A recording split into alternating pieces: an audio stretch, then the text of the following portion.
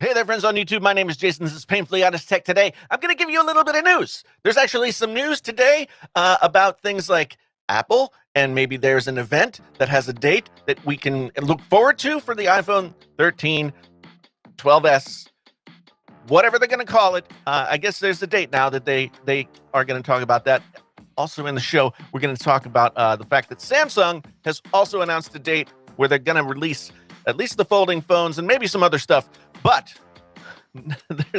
there's something else that we're going to talk about along with the Samsung things. The Samsung seems to be really desperate to sell some folding phones. I'll explain a little bit later. But first, let's go over here to talk about the old iPhone 13 event rumored for September 14th. I hate rumored, but this is like the thing that I've seen that's most concrete. It says Apple expectations sky high. This is from Cult of Mac. And I mean, so first half of this headline is event rumored for September 14th. Second half, which that should be a semicolon. But anyway, second half, Apple expectations sky high. Really? Sky high Apple expectations? Let's look at what we've got here. So the event tentatively is going to be on September 14th. According to this source, Dan Ives from Wedbush says that the company's expectations for the iPhone 13 are going to be very high.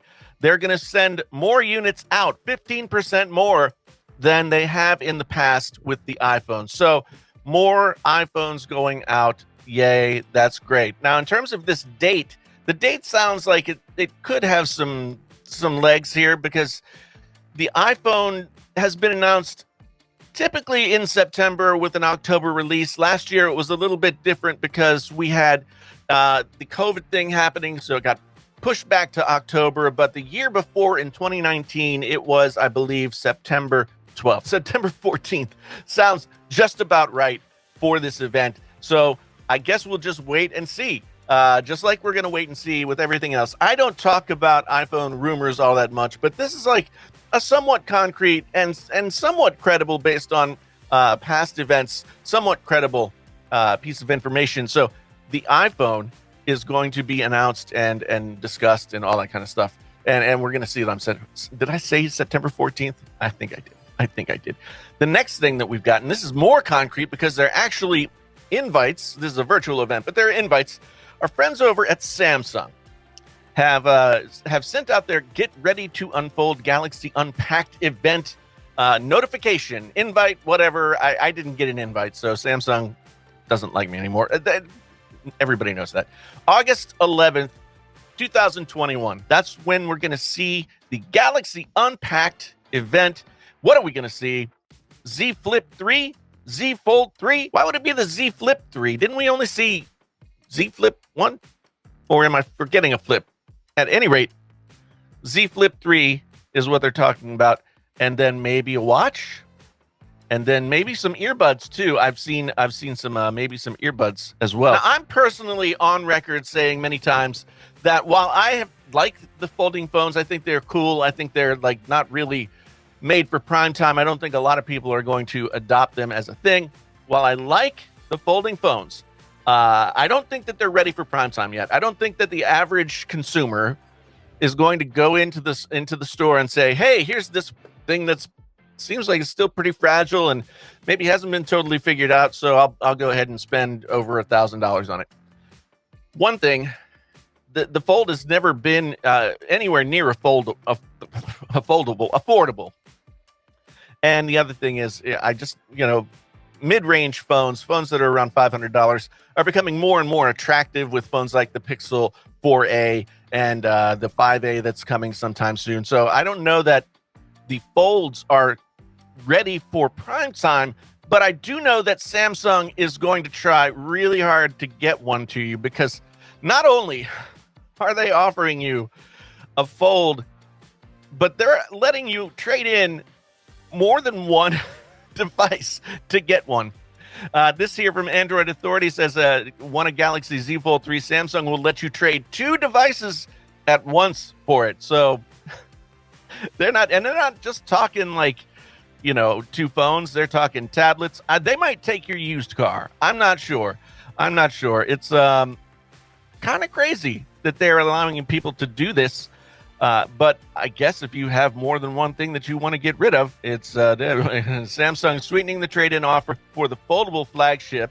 In the United States and possibly other countries, Samsung will allow trade-in of up to 2 devices, bringing down the cost of the Galaxy Z Fold 3. Normally, Samsung only allows 1, but here, they're allowing us to do 2 because it's still going to be super expensive. And I guess you don't really have to. You can trade in tablets, smartwatches. Who knows? Who knows what you're allowed to trade in? So one thing that Samsung has been really good at over the years is doing this whole trade-in thing. They make their phones cheaper by allowing you to trade in the previous year's phone or whatever phone that you have, and then it defrays the cost and brings the monthly payment down. It's a nice racket. Samsung's got a nice racket going on there, and it looks like they're going to double down on that racket literally and allow you to trade in more than one device so that you can get a folding phone. Now, will that work? I don't know, but we're going to find out. August 11th is when that Samsung event is. Who knows when they're going to go on pre-order, but they're going to go on pre-order. So we'll just have to wait and see. So the last thing that I wanted to talk about was over here on Twitter, my friend Greg from Greg's Gadgets. He was fortunate enough to get his Apple battery case yesterday. It doesn't look like I'm getting mine until tomorrow, although I ordered it on pre-order day, or the first day they were offered. Greg graced us with some photos of the device. This is the device on the iPhone 12 mini, 2 giant ports there. And then here we have it on the iPhone mini from another angle. It is almost like 1/4 to half the width more than the iPhone itself. And here we have it on what looks like the iPhone 12 Pro Max. And this is the iPhone 11 battery pack. So people are talking about these things a lot. And, so here we have Dieter Bohn from The Verge also showing some highlights of his iPhone 12 mini with this thing on the back. I don't know that I would want to carry this around, but I'll have to wait and see. I'll try it out on my iPhone 12 Pro and my 12 Pro Max to see how it goes. But the thing is, these iPhone battery packs, for some reason, have become the talk of the town. Everybody's talking about the battery packs, and it's kind of crazy. But I guess in a time when there's not too much news and all the news is at least a few weeks away, we talk about whatever Apple's doing. And Apple has just released this battery pack. So is it ridiculous? Maybe. Is it expensive? Yes, $99. But will it work incredibly well with the iPhone? Most likely, because it will talk to the iPhone. They'll do some smart charging. It'll do all kinds of different stuff. In fact, you can charge the battery with the iPhone and a bunch of different things. So when I get it, I'll let you guys look at it and I'll tell you what I think. But first impressions based on what I'm seeing over here on the Twitters of my friends. First impressions are it's a thick boy. And,